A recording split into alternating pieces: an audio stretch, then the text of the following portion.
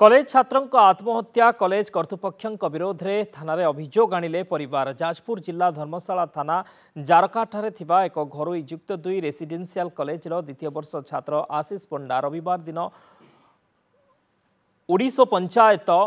अंडेईगड़ा स्थित निज घर को आसी घरे कौन कारण छात्र जनक कीटनाशक पी आत्महत्या करते। गुरुतर अवस्था कटक मेडिकल में भर्ती कर मृत्यु होता। कॉलेज कर्तृपक्षों निर्यातना जो पुओ आत्महत्या कर परिवार लोके धर्मशाला थाना लिखित अभियोग कर अभियोग को कॉलेज कर्तृपक्ष खंडन करथिबा बेले एने तदंत आरंभ करिछि पुलिस।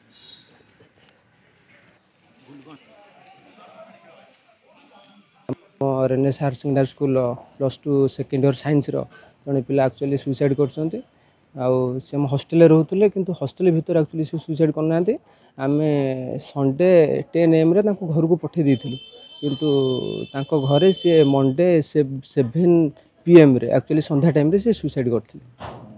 नाला आम जस्ट आज यूजुआल जमी पिला कहूँ एक्चुअली सी भाया क्लास कही नॉर्मली जेहेतु सेकेंड ईयर 6 मास परीक्षा रहा टे पढ़ापढ़ी कर कहीं एक्चुअली क्लास एब्सेंट रोचु पूरा इनएक्टिव हो से आम क्लास गाइड करूँ एत भी पनिशमेंट देनु खाली जस्ट छुआ कही सी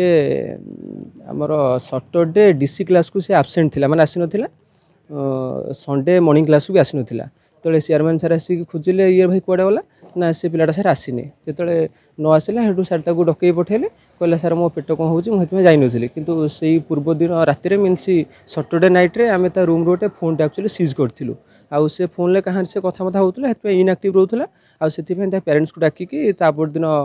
संडे 10 AM आम पठे देलु ट्यूजडे 7 मंडे 7 PM एक्चुअली से सुइसाइड करते घर पाखे।